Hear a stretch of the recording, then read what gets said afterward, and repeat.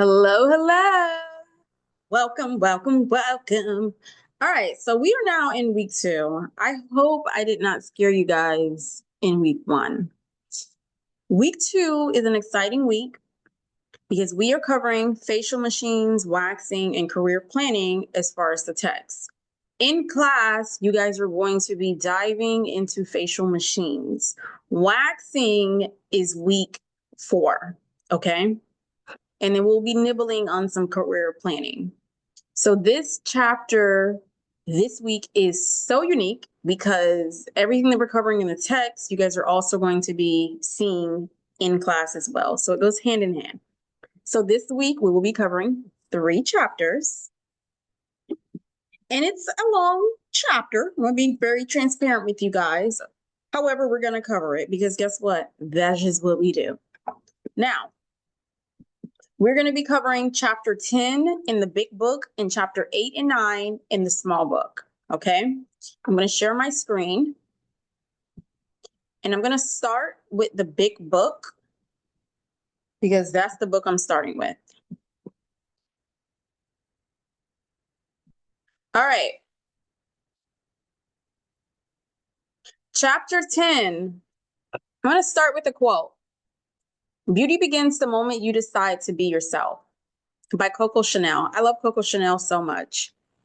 A few years ago, they had a documentary of her life, an autobiography, if anything, on Lifetime, and I just had this pronounced respect for her. Actually, I watched that when I was in high school. I'm going to see if they have it on the major networks, but I know Lifetime had it on their movie network. If you do get a chance, please watch it. It was amazing. So, beauty begins the moment you decide to be yourself. What does that mean to you guys? What does that mean to you? I'm going to tell you what it means to me. Beauty is externally, it's externally. And beauty is with literally lies within. You can be beautiful on the outside, but if you have a very disgusting personality, then you're not beautiful. If you don't take care of yourself hygienically, you're not beautiful. So beauty is definitely, and if you're taking on facades and you don't know who you are, it's not very beautiful. The soul is what makes someone so beautiful. So it definitely starts within. All right, you guys, let's get this party started. So, for chapter 10, facial devices and technology. As stated, you guys will be diving deep into the facial devices and technology. Okay. So, if I believe I'm covering it I covered it last week, but if I have not covered it last week, welcome to facial devices. But I'm pretty sure I've covered. Now, explain the importance of the use of facial devices and technology. There are a variety of useful machines, devices, any and everything that you may decide to use in your aesthetics room. Okay. Even if you decide you don't want to per se undergo facials, let's say that you want to be a waxinista, you're also going to be using facial devices, or you may just be using devices and technology, any and everything in general, just to spice up or enhance your services. Facial devices, technology are amazing add-ons that you can also incorporate in your treatment room to add more bang for your buck. And clients really enjoy new, any and everything new. So this is highlighted in purple. I'm going to stroll a little so you can really see. But why should estheticians have a thorough understanding of facial devices and technology? A few reasons. It is vital to understand how to safely use each machine and device and the potential contraindications in using the machine or device. So in week 1, we learned about contraindications. Do you guys remember what contraindications are? What's a contraindication? If you don't know, please look back at your notes that you took in class. We went over contraindications last week. Everyone should really understand what contraindications are, okay? You're going to see contraindications throughout this entire 13 weeks. So contraindications, in layman's terms, are things, reasonings as to why a client or participant cannot receive a particular service, okay? So anytime you have any device, any new service treatment, you need to know the contraindications so you're able to communicate that to your client. Okay, so please understand all of the key components. I'm not going to go over all of them. Also, investing in high quality machines and devices will increase both credibility and potential business revenue. Like as stated, clients love new. Clients will boast on any and everything new. A few years ago during the pandemic, something that was going very viral are the hydrogel masks. Now, you guys have received those hydrogel masks in your kits. And you guys were also playing with some hydrogel masks throughout the semester. I want you guys to have an understanding of what hydrogel masks are and how they're so vital, okay, to enhancing and boosting your revenue. Back then, those hydrogel masks were going viral left and right. Any and everyone wanted a hydrogel mask just because it was so Instagrammable. Pulling that mask off, it was just so satisfying. But imagine if you didn't even know what that hydrogel mask was or even where to buy it. So it's important to be on top of everything. Electrotherapy. Do you guys know what electrotherapy is? Let's break down. You guys know what electro is. And you guys know what the term therapy is. Now put it together, electrotherapy. It's the use of electrical devices for therapeutic benefits, okay? So electrical devices enhance facial treatments by making it easier to give a skin analysis by helping to achieve a better product penetration or by exfoliating the skin. So as stated, we have gone over an array of electrotherapy devices, as well as devices that you can use in your treatment room just to make things more swiftly. One of those devices, do you guys remember on the top of your head before I stroll up? Do you remember? What were we introduced to on Wednesday? The facial steamer, as well as the magnifying lamp. The facial steamer, as well as the magnifying lamp. This in particular, what you see here is a multifunctioning machine. You can purchase this multifunctioning machine on Alibaba, on Amazon. Don't ask me the prices at this exact moment because things, of course, have gone up and the tariffs are in place. A lot of these machines come from China. We don't source them here in the US. They may sell them in the US, but we do not source and make a lot of these machines. They do come from China. So of course, those tariffs are in place. So things are a lot more pricey. So this is a 6-in-1 machine, or excuse me, I think this is actually a 1, 2, 3, 4, 5, 6, 7, 8. This is possibly a 9-in-1 or a 7-in-1 machine. Do you know why it's called a 7-in-1, a 9-in-1? Because you see all the devices that are hooked to the machine, they each have a use. Okay, they each have a use. And I'm pretty sure you guys are familiar with a lot of what you see. The bowls, the steamer, the lamp. You may not be familiar with some of the devices we haven't covered yet. High frequency. Okay. Any questions so far? No questions? Now you're seeing this again. Contraindications. Do you remember what a contraindication is? What is a contraindication? What is it? Say it. Remember it. Okay. General contraindications for electrotherapy. So yes, electrotherapy is amazing. However, there's quite a few contraindications depending on what your client has going on. Pregnant clients, absolute no. We don't want to be performing a lot of too much of anything on anyone that is expecting, okay? And let's say the client is like, oh, I don't really know. My period is late. I don't know. Just don't do it because you don't know if they're pregnant or what they have going on, okay? I don't think you should go as far as like having pregnancy tests in your treatment room. If you are performing some components of chemical pills, et cetera, maybe that's something that you want to put in your policy. That's up to you and that's up to HIPAA. But at the end of the day, if a client is not sure if they're expecting, if their menstrual is late, then don't perform any form of electrotherapy. It can cause harm to the baby. Okay. Any client with a heart condition, pacemaker, any implants, braces, we also want to be mindful. Epilepsy, seizure. Now, one of my questions, popcorn questions, how do we determine if a client has any of these contraindications? What are we doing before we even touch the client, before we even invite the client to our treatment room, to our sanctuary, to our space? What are we doing? What are we giving the client beforehand so we know if they have any of these contraindications? I hope we set a client consent form. Absolutely, client consent form. So on that client consent form, they're listing if they have any of these contraindications. And I'm going to tell you something. If a client is prone to epilepsy seizures, they're going to let you know. If you know, if they have claustrophobia, that's something else you want to put on that machine, or excuse me, put on that paper, and just ask them. Hot towel caddy. We know what a hot towel caddy is. I'm not going to go into detail and talk more about a hot towel caddy. You guys were able to turn a hot caddy on, off, see the components of it, how to store towels. So we're not going to go over a hot towel caddy. If you guys still have questions about a hot towel caddy, you'll see it the entire semester. I promise you me. You're going to see a hot towel caddy. When to use a hot towel caddy. We've already gone over when to use a hot towel caddy. Okay? We've already gone over that in week 1, when we will be using a hot towel caddy. I'm not going to go over it again. This is just a reminder. So cotton pads, 4x4 aesthetic wipes, towels, sponges, those are things you can put inside the hot towel caddy. Some things that you don't want to put inside a hot towel caddy is anything that can catch on fire, anything like pieces of metal that's extremely hot that can burn your hand. You don't want to put that in the hot towel caddy.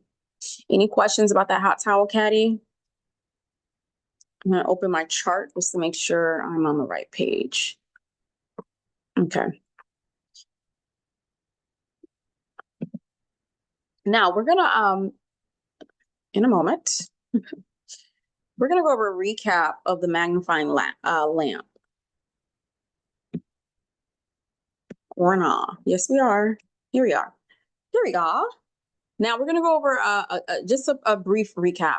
We've already discussed the magnifying lamp, and I've already told you guys other things that you can use to replace the magnifying lamp. I'm not a fan of the magnifying lamp. I prefer the glasses. There's plenty of glasses with the magnifying lamp, kind of like, not lamp, but the magnifying attached to the glasses and the light on top. That's what we're going to be primarily using in the treatment room. If you guys want to use the magnifying lamp or light, excuse me, you feel more comfortable using that, you can use it. There's multiple ways to skin a cat, okay? And then we know when we would use the magnifying lamp. But if we are still kind of like, I don't remember what she said about it. Okay, these are times that you should use the magnifying lamp. Now, there's no right or wrong. Let's say you don't use it in one of these steps, or like you forget. Does it mean you're a bad esthetician? Absolutely not. Does it mean you did something wrong? Absolutely not. Okay, this is just when you would use it to make your job more efficient, and so you're more thorough. During any form of a skin analysis, okay, to determine the correct facial treatment. I'm going to tell you right now, when we start getting into our facials, which is actually week 2, you guys will be seeing the components of what a facial is, the steps. We're really going to dive into that this week. Okay. And then this week, we also have our Saturday. So you guys will actually be seeing a live facial, maybe even performing a live facial. We'll kind of see. But you need to do a skin analysis with a facial treatment. It's one thing to look at someone and say, okay, I think you have oily skin. Your face is kind of shiny. And then when you actually see their pores underneath the magnifying light, you see, oh my goodness, it wasn't actually oily. You just had some, some moisturizer on it. During extractions, if you don't see where you're going with extractions, you can really hurt someone. So you need it with extractions, okay? As a source of additional lighting when needed for a treatment. I use it in pretty much anything that I do other than my sugaring. And sometimes even with sugaring, if I have someone with blonde hair and I cannot see their hair per se, I will whip out my magnifying light with the light on it. I don't try to be a saint and say that I can see everything. I can't. I do have 20/20 vision. Thank you to my mama who paid for some LASIK. But I still, at times, I need to whip out that magnifying lamp or light, okay? All right, the Woods lamp. We also covered the Woods lamp in week 1. Trying to recant, but we did cover it in week 1. You guys got a chance to see exactly what it is, to touch it, to hold it. We have the Woods lamp there. If you're wanting to use the Woods lamp for your treatments throughout the semester, you're definitely able to. They have upgraded versions of the Woods lamp. Remember what it looks like? It looks like this. Do we remember? Okay. So what is the Woods lamp? It's developed by American psychics. Okay, Robert Williams Wood. It's a filtered black light that is used to eliminate fungi, bacterial disorders, pigmentation problems, and other skin problems. So remember when we covered and we did the Woods lamp and we saw the different pigments on the skin, and we were able to see the oil, we were able to see dehydration, the lips, even around the temple. It's an amazing device to use. And it's also like a really, look at me, I know what I'm doing, you know, as an SD service that you can perform on a client. Clients love things like that. I know if someone performed a Woods lamp on me and educated me on my skin before they upsold me on things, I would be like, okay, I'll buy whatever you want me to buy, because you're not just trying to sell me. I can actually see that these are the things that's on my skin. And as stated, remember, they do have updated Woods lamp where you can actually put your face and it takes like a whole photo and it shows everything. Even when you go to Sephora and they do the skin match for your foundation match and they put it to your forehead, that's something that always trips me out when they do that. I go bananas when I'm able to see every little thing under the lamp. I kid you not. So when to use a Woods lamp, we've already gone over this, but I just kind of want to reiterate. The Woods lamp allows the esthetician to conduct a more in-depth skin analysis. There's no right or wrong. Like if you do decide to do the Woods lamp, if you don't, it doesn't mean that you're not doing things accordingly. And then the skin conditions and what appears under the Woods lamp. So remember when we did it, you were able to see the white spots, the white fluorescence, the blue white, the light violet purple. I think a lot of us actually had the light violet purple around our lips, especially during the evening. Like during the evening and early morning, you either dehydrated as can be, or you just drained. It's one or the other. And another thing, of course, not all pigment shows up under that Woods lamp. So Woods lamp is not set in stone. It's not a one be all. Just because you have something under the Woods lamp doesn't mean this is it. The Woods lamp, you may have dehydrated skin. It may not even show up in certain components. So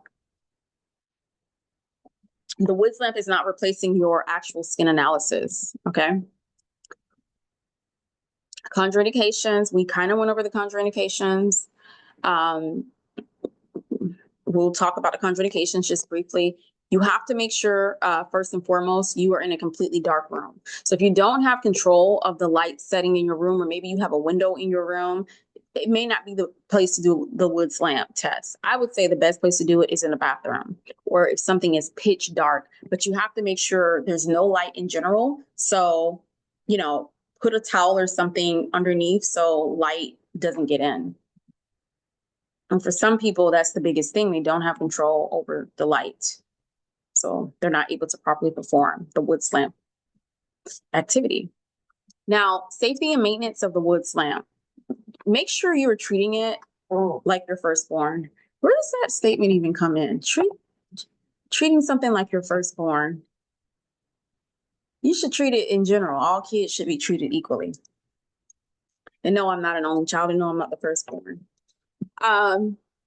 So make sure you're stowing the Woods lamp accordingly. Okay, make sure you're not wiping it with a towel or your shirt or something, and you're not scratching the glass. Use a microfiber cloth to wipe it.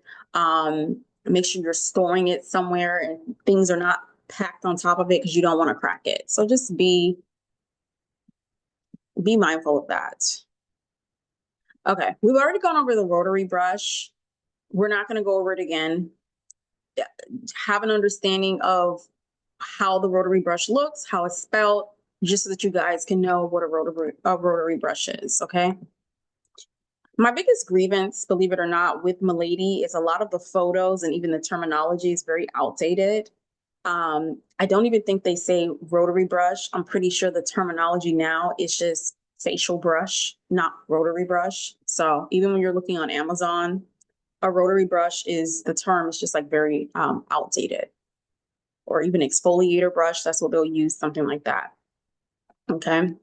So when we use it, we're starting to understand the steps of the facial. You guys have now received the steps of the facial. So, you know, if you want to be fancy pantsy, you can definitely buy a lot of these things on Amazon, and you can have the rotary brush, you can have everything that you need. Now, the vacuum machine, we're diving into the vacuum machine this week because we're diving into microdermabrasion. So the vacuum machine, see, these are how some of the rotary brushes, like, other thing, my grievance with a lot of these devices is, let's talk about the bacteria that can or cannot like build into some of these rotary brushes, right? If you're gonna buy like a facial scrubber brush or something, it's in your best interest to buy like, what is it called? My brain is like a burning fart. It's like shut down right now. Something that's easily cleaned. Okay. I have an example up in the classroom. You guys have seen the example. You guys have touched the material. It's more preferred that you purchase, I just can't think right now, but these kind of devices and this kind of material here, this is what I mean when I say outdated. If someone were to put this to my face, I would be like, that's a hard no. I don't even like how the rotary brush feels, respectfully. All right. We're going to go over the vacuum cleaner, or excuse me, the vacuum brush. The vacuum brush machine. Actually, we'll go over that at a later time because I don't think we're covering that this chapter. All right, steamer. We're not going to go over the steamer again. We've already gone over the steamer multiple times. Multiple times. When to use a steamer, how to use a steamer. You can literally use a steamer in any and everything. It's amazing. Even when you get into vajacials, like steam that cooch, okay? Steam that cooch. Steamer is your best friend. It's like one of the best devices that you will use in your aesthetics career. Doesn't matter what you do. The steamer is going to make your job so much easier. We're not going to go over the effects of a steamer because we've already gone over this stuff. Safety and maintenance, we've already gone over the safety and maintenance. Okay, here we are, the vacuum machine. I thought we were covering this. So this week we're going to be covering the microdermabrasion machine. It is a 1, 2, 3, 4. It is a, no, 1, 2. It is a 3-piece machine, okay? So you have your microderm. Well, you'll be seeing 2 different versions of the microdermabrasion, but the one that you'll primarily be seeing is a 3-piece microdermabrasion machine that has the vacuum machine. It has the microdermabrasion, and then it also has the mister. Okay. And I'm pretty sure, honestly, that's going to be your best friend throughout this entire program. Everybody loves microdermabrasion and everyone knows what microdermabrasion is. So you'll be seeing more of the vacuum machine. We'll go over contraindications. We'll go over how to use it. So we're going to tiptoe into it, but we're not going to dive into it in this exact moment. I would rather you guys touch it first than shoving it down your throat. And depending on when you view this video, because the video will be live a few days before the chapter opens, depending on when you view the video, you may or may not get a little overwhelmed and be like, okay, like, what is happening? What is a vacuum machine? But if you're viewing the video mid-week, then you know what a vacuum machine is and you understand why I'm not diving deep into it, okay? If you still have questions about the vacuum machine and you're viewing this mid-week, please let me know and we will cover it again, but you will be using it more so I can show you better than I can tell you. All right, galvanic. Galvanic is also something that you have already touched. If you're viewing this mid-week, this video, you've already touched the galvanic, okay? Desincrustation, we've also covered desincrustation.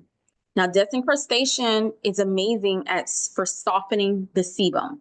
Softening the sebum so you're able to go in and do extractions. That is what desincrustation is. Desincrustation comes in the form of a solution many times. depending on which facial brand you do decide to go with, every facial brand has their version of disincrustation solution. Disincrustation solution is amazing. It does go in and it helps to soften up that sebum, and it just helps with extractions galore. And you will always pair your disincrustation solution with your facial steamer. Galvanic. See, when we started talking about outdated machines and things that you don't really see, galvanic is one of those things. At least this version of galvanic, this here. You see, radio frequency, and you do see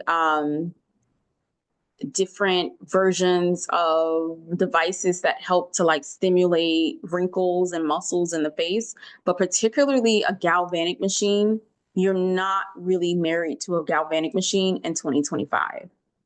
Unless you are going to very old school European spas that, practice European methods, or even if you go over to Europe, you'll see the galvanic machine, but you're not really seeing that in America in 2025.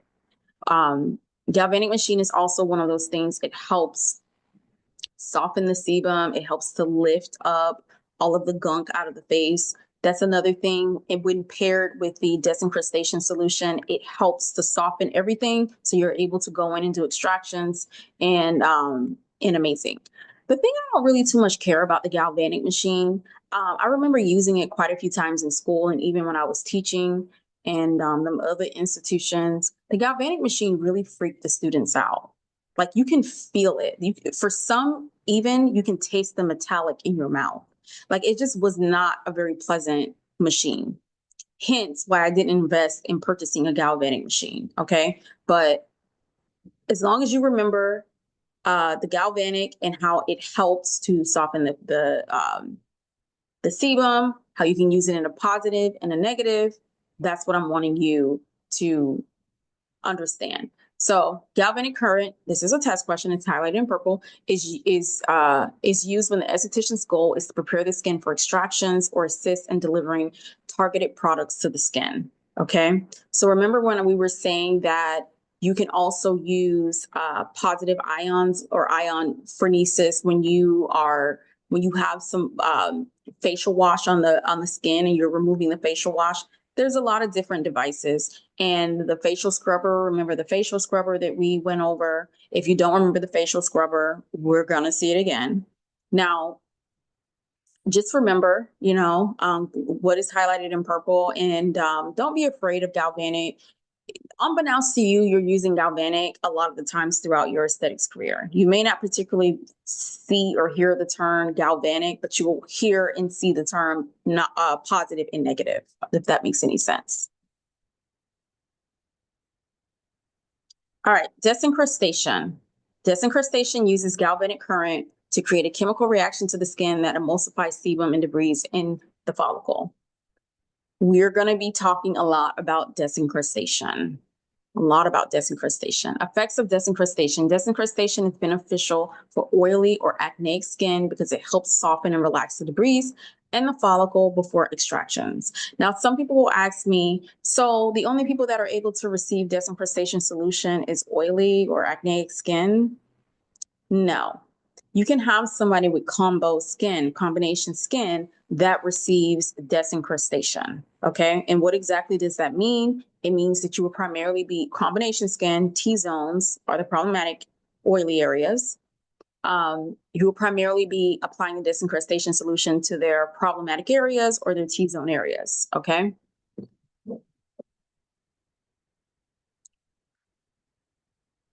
So this is how that probe looks. The person would hold the probe with like a 4x4 or 2x2 that's damp, and you would cover it like this and hold it, and then you would use this end here to go over the face. Again, I'm not a fan. I'm not introducing that to Pompano Beauty Academy. It is very old school. This is the technique here is very old school. And it takes time.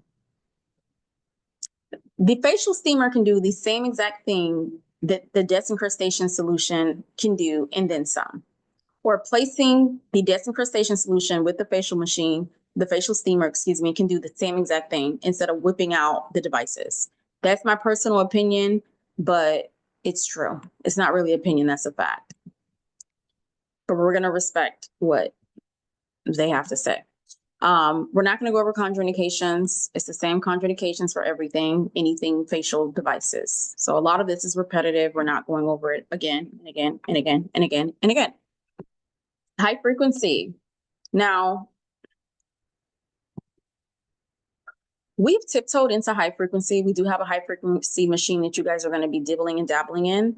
A part of your final, you will be covering or performing high frequency on a client. High frequency is amazing. It's a very efficient and it's a very cost-effective or cost-efficient machine to have in your treatment room, meaning it doesn't cost thousands of dollars, hundreds of dollars to purchase a very decent high-frequency machine. And it doesn't hurt the clients. I love high frequency. So we're going to dive more into high frequency Saturday. I believe we'll have time on Saturday to experiment more with the high frequency machine. So I don't want you guys to get too gun-ho on high frequency. I just want you guys to have an understanding of what the high frequency machine is, okay? But I will show you guys how to use the high frequency machines more so this week because we are covering everything. Let's talk about the electrodes. This is something that I do want you guys to look at, table 10-3 in your textbook, okay? 10-3 in your textbook. It is on page 432. This is something I do want you guys to know before we even cover the high frequency. Okay. Again, if you're viewing this in the beginning of the month, or excuse me, the beginning of the week, kudos to you. If you're waiting until like mid, then you've kind of already covered high frequency or we've spoken about it before. So you have your small mushroom. It looks like this. Your large mushroom, your indirect spiral, sparking. I want you guys to know what sparking is. Sparking. And I'm going to teach you guys to do it the right way. I see too many videos of people just carrying on with this high frequency machine. If you're not doing it correctly, then you're defeating the purpose of utilizing high frequency. High frequency is very efficient. It helps with those cystic acne. It helps with acne in general. It's amazing. It's the next best thing to LED. But if you're not properly utilizing the high frequency, then you're doing a detriment to yourself. And then the comb is also amazing, especially those clients that may have alopecia, or let's say they're coming in for a scalp relaxation treatment. You can literally use that comb and it feels so good. When to use high frequency? It may be applied after extractions or over a product, but will not penetrate a product, but it won't penetrate. So unlike disincrustation solution, where you're putting something on to penetrate and to soften the sebum, high frequency is not for that. It is a recovery item. Does that make sense? I'm going to say it again. High frequency is a recovery item. A recovery service, excuse me. It is a recovery service. It is what you would use when you were done with everything. All the chips has been put away. All the dust have settled. You're pretty much done with your service. You have applied your mask and you are using your high frequency. You can use your high frequency with your mask, clear base, not jelly, not cream, not charcoal base. It needs to be a clear base mask, clear. Or you're using it with your massage gel, your massage oil, something that is clear base and that moves around. It helps the glide, okay? Or you're using it with some component of not a 4x4, but I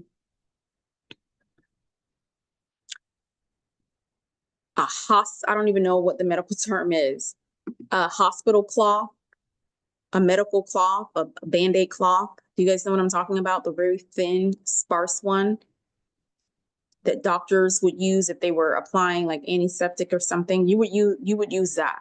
I'll show you guys. I can show you better than I can tell you. So when we do our high frequency, we're going to utilize it and I'm going to show you guys the proper way to use it. But you need to ensure that it's able to glide and it's able to breathe.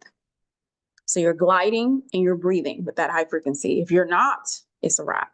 I don't know what to tell you. I want you guys to know what high frequency benefits are, okay? So all of this here, you need to know.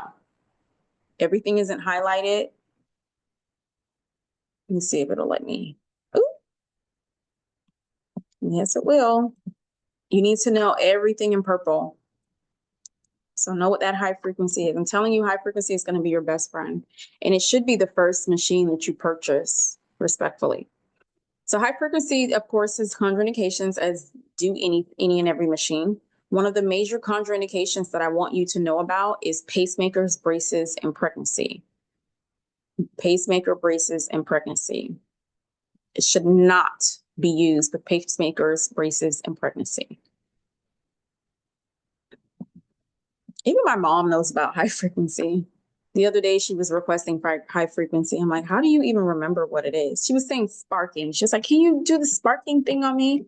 I'm like, how do you even know what that is? Settle down, ma'am. So everyone knows what high frequency is. Demonstrate how to safely and effectively use spray machines. So we're also going to be diving knee deep into these facial machines. How to use it, what you're putting in it. It's going to be amazing. You guys are going to have so much fun. As stated, if we've already covered it, then we've already covered it. And spray facial machine is also used as a recovery. So it's not something you're using as an intro into your service. It's more so as a recovery, a mixture.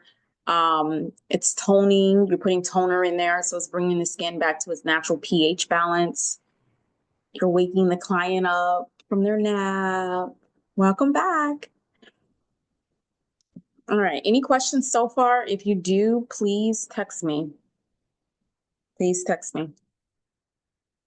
Contraindications and best practices for the spray machine. I'm not going to go over it in detail because you guys have already touched it, or you're going to be touching it a lot throughout the semester. I just want you guys to know. And also, I want you guys to understand the contraindications. Any and everything that we do, you need to understand the contraindications. Paraffin wax. So we will also be covering paraffin wax.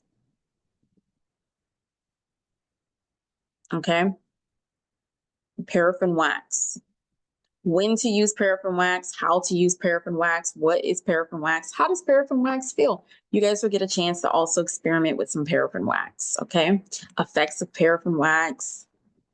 If paraffin wax is the enemy, you guys will get a chance. No questions? All right, I'm gonna shimmy on over. Just wanna make sure. I know this is a bit of a long chapter. The facial machines are always, the first 2 weeks of class or the first 3 weeks of class, I promise you, is so much information, but it slows down after that. But this is just vital. Like, you have to crawl before you are able to walk, literally. You have to roll on your stomach before you are able to crawl in this course. If I don't introduce a lot of these terminologies and the equipment in the early stages, you're going to be lost, or you're going to be playing catch up. So, you know, it is a lot of information. State the benefits and use of electrical mitts and boots. So again, you guys are going to get a chance to play in some electrical boots.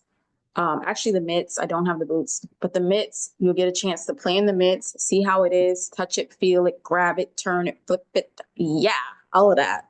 It's going to be a lot of fun.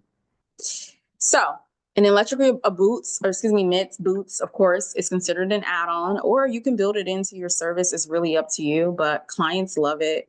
It's another form to just relax, you know. Any questions so far? I'm about to jump into the next chapter in a moment. I'm just making sure. See, like, it's a lot of information.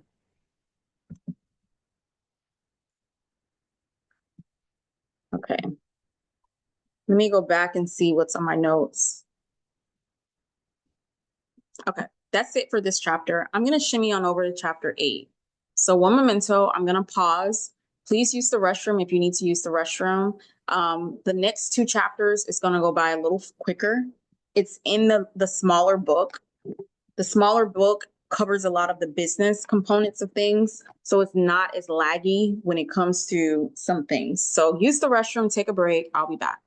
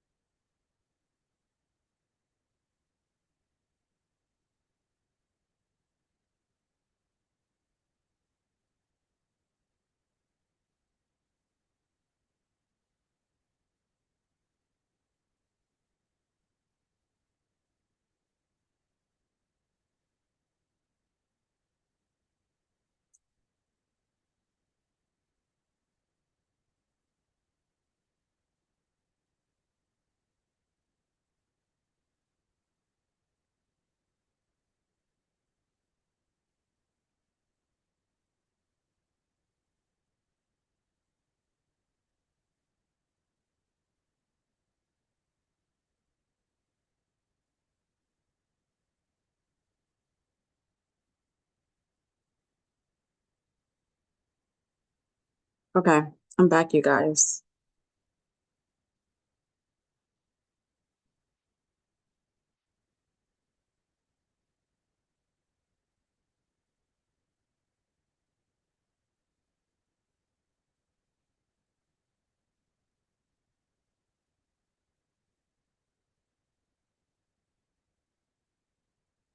All right.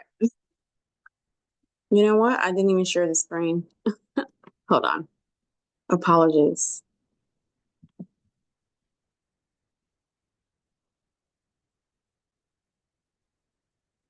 Okay. All right. So we are on 209.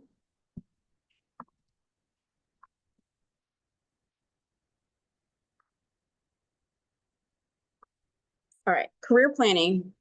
So I'm going to start with another quote. I know I already did a quote, but I want to do another one. So that's what I'm going to do. Again, Coco. You know why I love Coco Chanel? She's just so feisty. I love her. She's a feisty little one. My life didn't please me, so I created my life. That is literally how I feel. Like, life is free will. You wake up every day and it's one of those like, what are we gonna do today? Yes, you do have obligations. Yes, you do have routine. I think that is something that drains the heck out of people, the repetitive hamster wheel. But ultimately, life is life and it's free will. You can control your destiny literally. You can. You guys are controlling your destiny by enrolling in this course. You know, think about it. This time next year, if you're doing the things that you need to do and you're progressively um, transitioning the way you want to transition, I'm telling you, your life can be so much different. It doesn't have to just be a hamster wheel.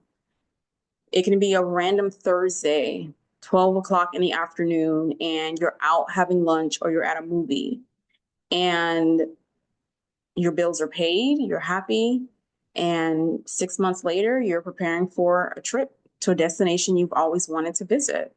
Imagine that's your life. So my life didn't please me, so I created it. Rest in peace, Coco Chanel. All right, give me one moment. I'm like burning up in this house. What is on with three?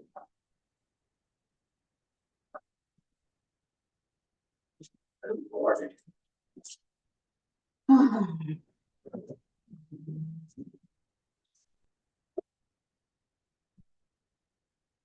All right. So, career planning. We're not going to dive into career planning because I told you a lot of this is repetitive. Like, Been there, done that, have the hats to say we did it. Okay. Career planning is one of those things. We're going to talk about career planning for this entire duration of the 13 weeks that you're going to be with me. And we're going to be with each other. Something I do want to do, however, is I want to, actually, I will wait to do that.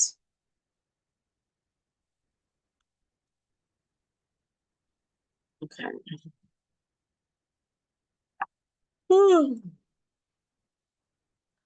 Let's see what's on the test.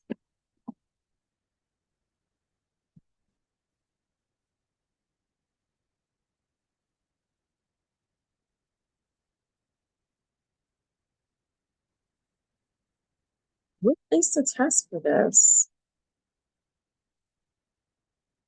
Hmm.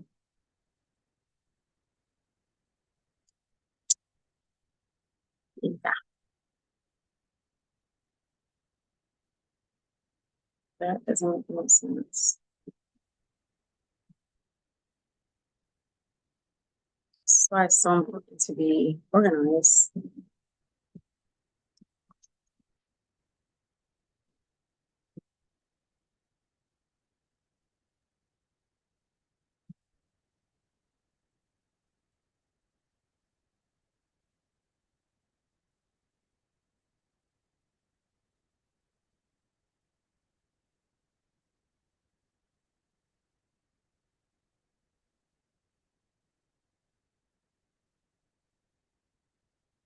Excuse me. Excuse me.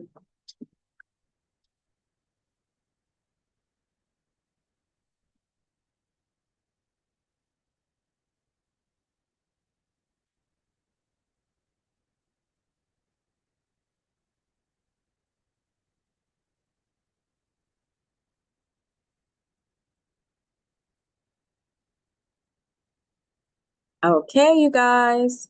So let's dive into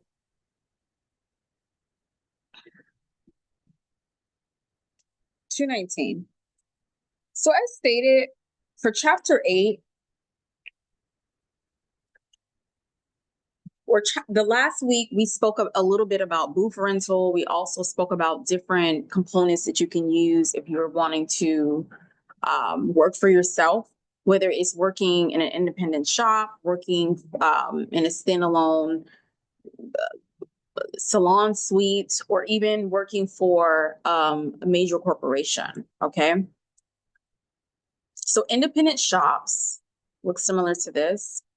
Independent shops is what a lot of people will try to do eventually, because financial freedom, right? Like, who wants to work for someone if you don't have to? So independent shops is what a lot of people will strive for. However, as stated, some people are sheep, some people are shepherd. Not everyone is destined to work for themselves. Some people in an independent shop, by owning a shop, doing the build out, buying the furniture, not everyone is destined for that. Some people are destined to have their own space inside someone's space. And when you're first starting out, you have to think of your landlines, and you have to think of visibility, and you have to think of SEO.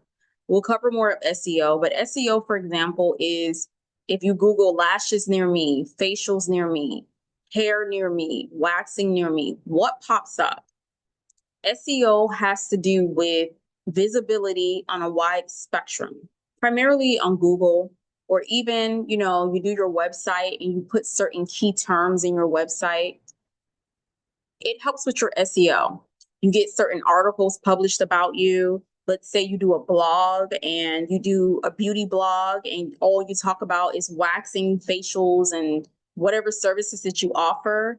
It helps with your SEO and it helps with your visibility. So let's say you have somebody that owns a facility and you want to work inside their facility. You're working for yourself. You're just renting a room inside their facility. There's nothing wrong with doing that, actually. And it actually makes sense because not everyone has this big grand scheme of having this $1 million profit of what they want to do. No, some people are A-okay working with someone, working as a team, you know, renting out a space. So there's nothing wrong, and don't let anyone shame you into saying, well, you're not a boss. You're not a boss. It's still all entrepreneurship. You're working for yourself. You're not working for them other people.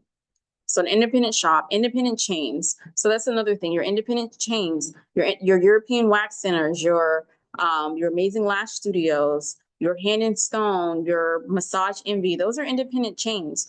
Some people, they're a large spectrum, but they're owned independently. Some people will decide to go that route when they graduate. Shear Clippers.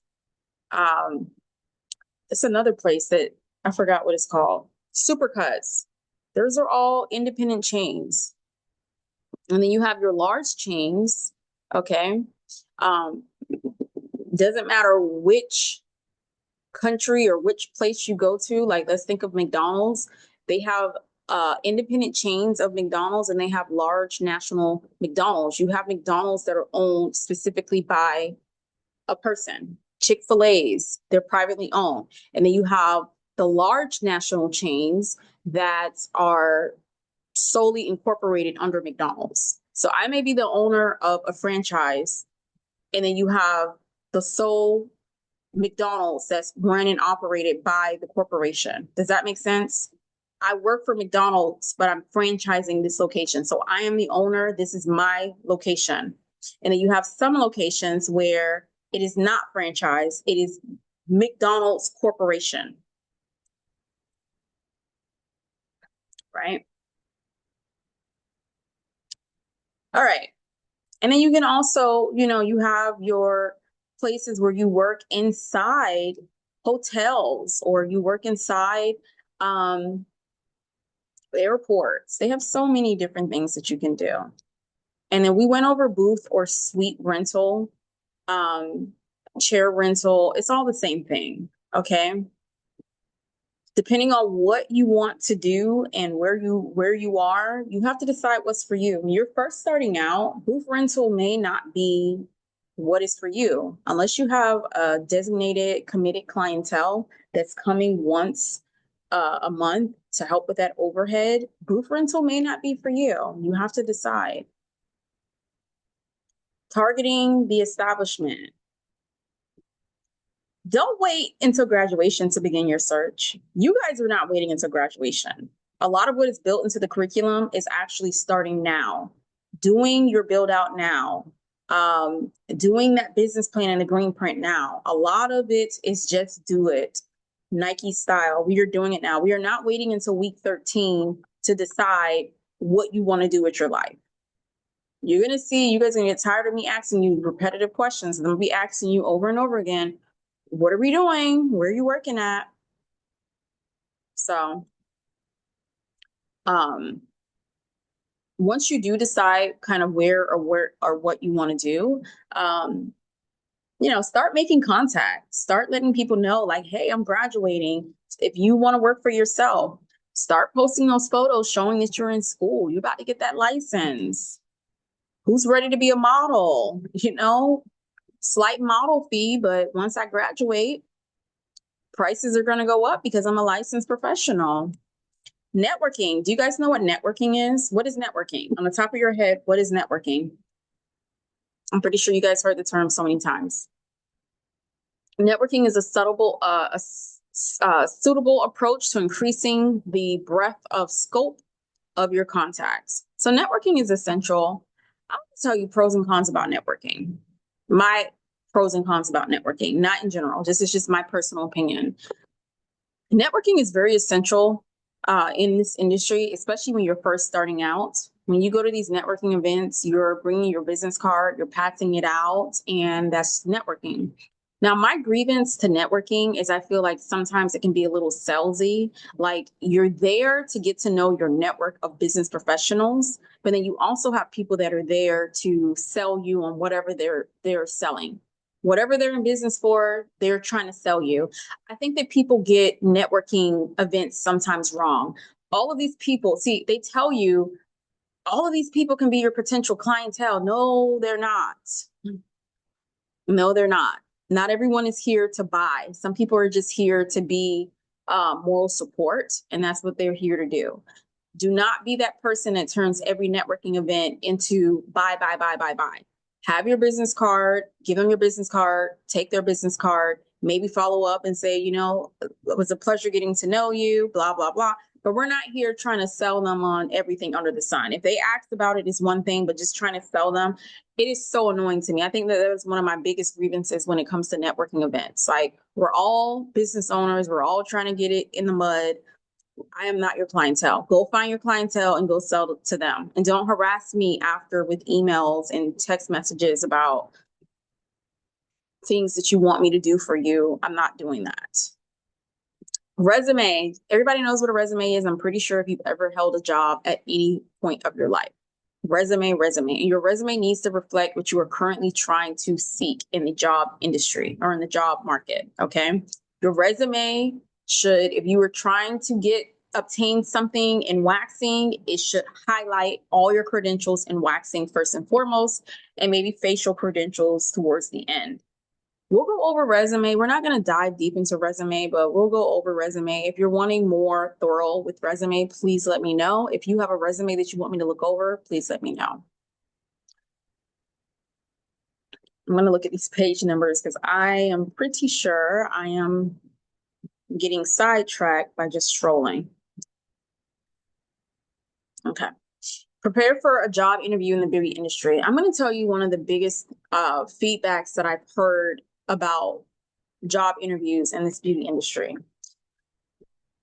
Now, you guys know when I graduated, I didn't graduate with the means of working for someone. I graduated and I just knew I was in school to be doing exactly what I'm doing today. I didn't go to school just to like, oh, I'm so obsessed with doing facials. That's not why I went to esthetician school. So my story is a little different than some people because I didn't go through the whole working here, working there, working for them. Like this is why I went to school, because I always knew that I was going to be doing exactly what I'm doing now.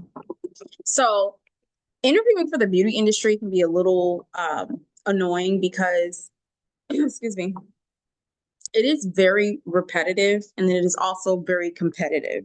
When I say it's very repetitive and it's very competitive, it's like they all ask the same question and they're all there to make sure you're the best fit for whatever position that you're interviewing for. If you're working in the front desk, as a front desk, whatever, they're making sure you're polished, you're making sure you speak professional, they're making sure you're confident, they're making sure professional image-wise, you look the part. That's why you're there. If you're there, working on clientele, they're making sure you're properly groomed. We talked about appearance in the last chapter or the last week. These are things that they're making sure. So professional professional standards is something that you're going to need to, implement in this job interview. And then a lot of the times the job interview entails that you do a look and see, meaning you're going to work on a live model while the person interviewing you watches you. So you have to go to the interview looked the part. Like, you're not going to go in a blazer and, some high heels. You're going to go in things that you can move around in, like some scrubs, black scrubs, an apron, something. Your nails are going to be polished. And when in doubt, just ask the person, how do you suggest I dress for this interview? And then interview preparation, whomever you're interviewing for, please have a general knowledge of the background of the company. It doesn't matter if you're wanting to rent a space from the person. It doesn't matter if you are working for a franchise, a solo corp. Have a general understanding of the story, the history, the mission statement, the owner's statement. A lot of the time you can find this on the website. Just know who you're interviewing for. I find it extremely obnoxious when people interview for me and they don't know even who I am. Like, you know nothing about me. Maybe you know my name, but you don't know me. When my story is literally on the website. I don't have a detailed story, but it's detailed enough. And I also have a few articles that are published about me. So all you have to do is click and read. But they come to the interview, they don't know even that I'm the owner of the facility. Identification. So let's talk about the identification that you may or may not need for your interview. Now, it's important to stay ready so you never have to get ready. Okay. Because you don't know, they may hire you on the spot. Make sure you got your identification card, whether it's your driver's license, your state identification card, your social security number, um, the names of former employers, where they worked or where you work, the addresses, all of that, the phone numbers, any recommendations, like people of reference that you can put on there. Oops, did not mean to do that. Please make sure you have it handy. You don't want to have to and then you don't really want to have to dig in your phone and find this information. I would just have it typed out professionally and have it on a piece of paper just for reference. Because you have to think, yes, everything is on the phone, but presentation wise, I don't think it looks good when you're just in the front filling out a paper and you're just in your phone like this, it just to the average client who's looking on the outside in and they don't know that you're interviewing, it looks like you're just on your phone. I think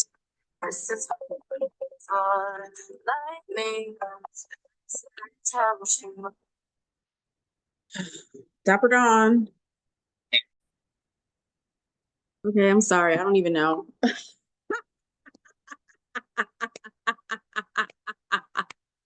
Woo! We almost there, okay? Let me finish sharing this screen. I promise you, I have more interruptions tonight than a hog on a tail.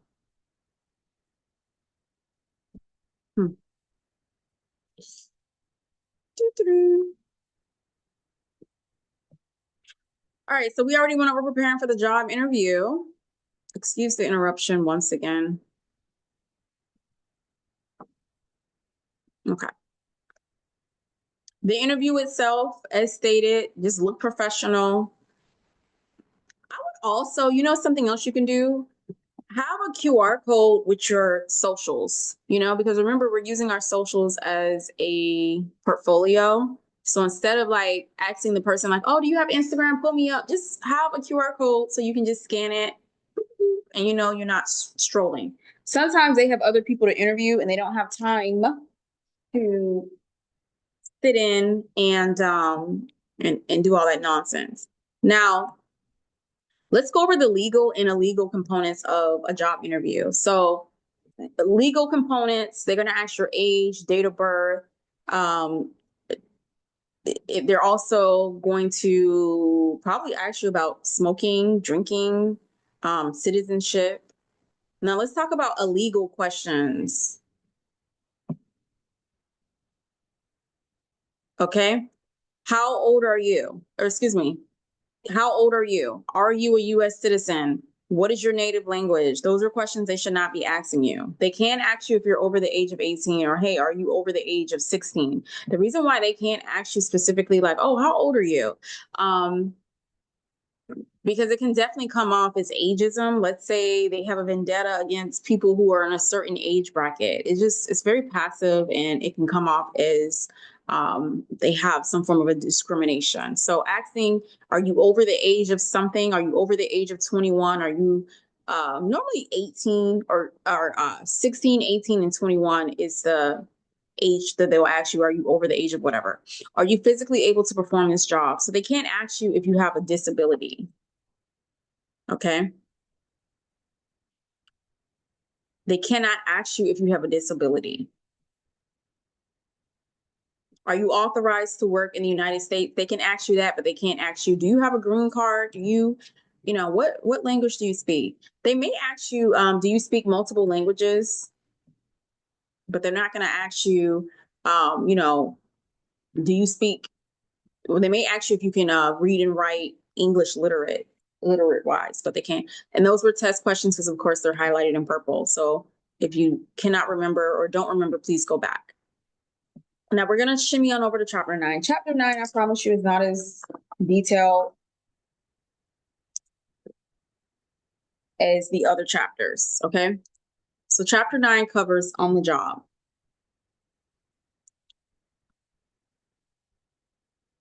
Things that you're going to do when you are When you have nailed the job, you're on the job. Now, this is primarily talking about if you are working for someone. We're not really speaking about, hey, what if I work for myself? This is in this chapter, this sector, it's about if you work for those major corporations, those franchises that we were talking about in the past. Okay. And then in the state of Florida, you do not have to pass a state board in order to obtain your esthetician license. You will have a final written as well as practical. I will be administering that. It's pass or fail. You have to have a certain percentage on that the final exam. But as far as the state board, you won't have that. So you'll see certain things about state boards in Chapter 9. We're not covering that because it doesn't pertain to the state of Florida. Describe the expectations of moving from school to work. Beauty and wellness school is a forgiving environment. Yes, in school, you are supposed to make mistakes. It is asked of you to make mistakes. What happens when you make a mistake? You're able to self-correct, or I am able to correct you, okay? I'm not one of those instructors that's going to be down your throat. That's wrong. Nope, nope. Okay, I'm not doing that. I'm going to give you the opportunity to self-correct. And then another thing, there's multiple ways to skin a cat. The way I may do something, the way I may hold a tool, the way I may fold a towel is the way I do it. It doesn't mean because you're not doing it the way I do it that you're doing it wrong. It's multiple ways to skin a cat. So esthetician school, beauty school is very forgiving. Make mistakes. And when you start working on clients on your own and you're still making careless mistakes, I may mention it to you, but I'm not here to ride your tail and to humiliate you or embarrass you. That's not what school is for. Thriving in a service profession, okay? Put others first, be true to your word, be punctual, be a problem solver, be a lifelong learner. This all goes hand in hand with some previous things that we have learned. Never stop learning. Always decide how you are able to solve a problem. Do you know the main component of entrepreneurship is solving a problem? There's a problem in whatever you are deciding to offer, scope of practice wise, and you are solving it. That is the makings of an entrepreneur. Excuse me, part of the team. So here's quite a few things when it comes to working in a healthy environment, regardless if you work for yourself, regardless if you work for others, you are always a part of some component of a team. Okay. If you're working for yourself, you're part of the SD team. We're all SD sisters and brothers. So represent our brand, we all represent ourselves in a very Twilight professional orient. That's what we do. If one SD is down bad and we are representing trash all over social media, then of course people are very gullible. They're going to think all estheticians are like that. So be very prevalent to understanding that we are part of a team. If you're working in a spa-like setting, understand that you are working as a team. It doesn't matter if you're renting a space and you're only renting that room. As soon as you step foot in that facility, you guys are all a team. Okay, pitch in. I keep my front door locked. Sometimes if the door is someone is at the door and it's not necessarily my client, but I hear the door and I'm not doing anything, I'll run and go open up the door. It doesn't mean this isn't my client. Don't interact. I'm helping out. It's the same that goes for, let's say there's a spill or something on the ground. Everybody's expected to help out and clean up and just make sure it's presentable. Okay. So part of the team, I do want you guys to know the different components of being a part of a team, striving to help, pitching in, sharing your knowledge, remaining positive. That's a test question. Resist the temptation to give into maliceness and gossip. So it's so easy to be sucked into tea, what's tea? We're not doing that. We're not here to gossip. This is a professional environment. We're not here to gossip about that client, her client, their client. Like, understand that there's always someone listening. Okay. We're just don't do it. If you have nothing nice to say, keep your mouth shut. That's what it should be. I know they say if you don't have nothing nice to say, don't say nothing at all. No, if you don't have nothing nice to say, just keep your mouth shut. Nobody wants to hear negativity and nobody wants to hear gossip. If you have time to gossip, then you have time to post on social media. How about that? Become a relationship builder. Be willing to resolve conflicts. Be willing to be um, subordinate. Be sincerely loyal. Loyalty is what is going to keep those clients circulating. All right. Any questions on the top of your head? If you have questions at this time, please, please, please shoot me over a message. I don't believe there's anything major, but I just want to make sure I go through everything. Independent contractor status. So you know what an independent contractor is? I want you to know what an independent contractor is. You may rent a chair or work for a percentage of proceeds and services you perform. However, you must apply for a tax identification number, provide your own business insurance cover. So remember we were talking about booth rental, we were talking about independent contractors, 1099s, and we were also talking about W-2s. So when you're an independent contractor, you work just like what it says. You are an independent contractor. You file your own taxes. You report under a 1099. You have your own insurance. You have your own EIN. Everything is under yourself. You're just in the facility, but you are an independent contractor. You work for yourself. Okay. And we're going to go over some independent contractors more as we dive deep, okay? Wages, salary, commission, salary plus commission, tips. I'm not going to dive deep into that at this exact moment because we're going to be doing some activities to cover it. I don't want to confuse you guys, okay? I don't want to be talking about A, B, C, and D, E, F, G, H, I, J, K, L, M, N, O, P. I just don't want to do that. Any questions? All right. I think this kind of sums up everything. We'll go over practice money management. It goes hand in hand to what we were talking about in the savings book and the green print. We're going to have ample amount of opportunity to cover it a little more.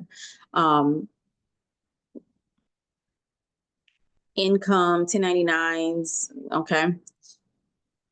I think that's pretty much it. Let me just triple check. Upgrade and ticket upgrading and retailing. We're not going to dive deep into that either.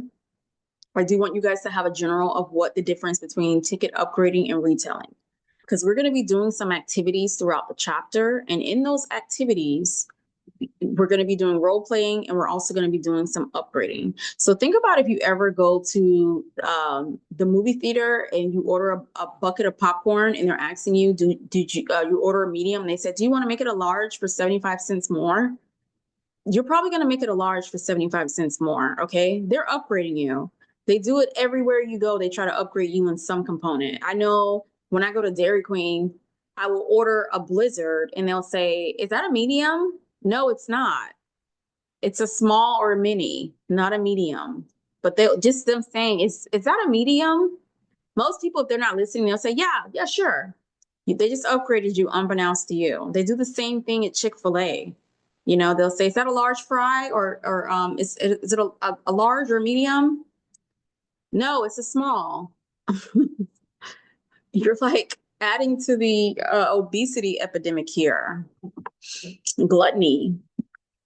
Okay, we're doing the same thing in our treatment room. We're upgrading, ticket upgrades, upselling. Let's say you have a service and they add on microderm. We just upgraded them. Or let's say they throw in a chemical pill. We just upgraded them. We're never going to be pushy with our upgrade, but we are definitely going to do everything that we can to upgrade that client. Okay. And then retailing is also going to be your bestie, your SD bestie. You will purchase your products at a wholesale price and then you will retail it at 50% of whatever you purchased it at. So let's say you purchased a bottle of cleanser for $14. You're going to retail it at 50% more of whatever that bottle is. 50%, excuse me, more of what you purchased it at. And that is how you're retailing your products. So if a bottle of mini cleanser costs you $18, you're selling it at $16. Okay. 50% profit margins. And that's what we're doing. All right. The psychology of selling, We're not going to dive deep into the psychology of selling, but you're going to hear me say a lot, the psychology of clients, the psychology of selling. I'm going to say it throughout this entire semester. It's very important that you understand the concept. We're not going to dive deep into it. I just want you guys to understand the concept of it, okay? And when I'm saying it over and over and over again, to understand what it means. Okay. What are some marketing strategies we are interested in learning about or already implement? Okay. When we cover our marketing, now marketing will be week 8 or 9. We'll be like going in and like diving deep into marketing. Okay. It goes hand in hand when I'm going to be talking to you guys about building your brand and how to efficiently, effectively market yourself. So we'll cover marketing more, but in the meantime, I want you guys to think about some marketing strategies you're interested in learning more about, or you're already kind of implement. Some marketing things you guys probably already know, social media marketing. You guys may not even know on the top of your head that you're doing social media marketing, but that's exactly, anytime you post about your brand, before and afters, that's marketing. Anytime you talk to someone, you could even be talking to someone in line and like, oh yeah, by the way, I do waxing. Yeah, girl, wax. You're marketing yourself. So we're going to talk about some more efficient things that you can do and how you can ensure that marketing works for you. Rebooking clients. Rebooking clients is very efficient and is very effective in ensuring that you have a cycle of clients coming every week, or excuse me, every month. So every single client is literally, I hate to say this because it sounds so shot out when I say it, but clients are literally, your meal ticket. If they're not spending money, then you're not making money and you're not able to pay your overhead, you're generating a revenue. That's just it. You can have one client, you can literally get a service out of them every month and even some add-ons on top of that. Let's add into effect maybe 4 or 5 clients that are coming on rotation. Okay, let's upgrade it even more. Now you have about 12 to 15 people that come on rotation every single month, So rebooking clients, they come January 1st, you're rebooking them to come February 1st through the 4th, the 14th, the latest. A very efficient time to rebook clients is especially when you have hair removal services, sugaring, waxing, and then also lash extensions. Lash extensions, you kind of have to right on the spot because, if they're not getting a fill, it just doesn't look good, or it's now considered a full set. Facials are a little different. If you are doing some component of a series of things on them. Like let's say you're doing a series of fills, a series of nail needling, a series of dermal cleaning on them, that's one thing. But if you are just strictly, seeing them in January, you're not seeing them again until September, good luck with the extractions. Any questions? All right. All this other stuff we are not doing. And that's all she wrote. The test is up. It's live and it's in the flesh. If you guys have any questions or concerns, please let me know. If you have any grievances, please let me know. I'll see you guys soon.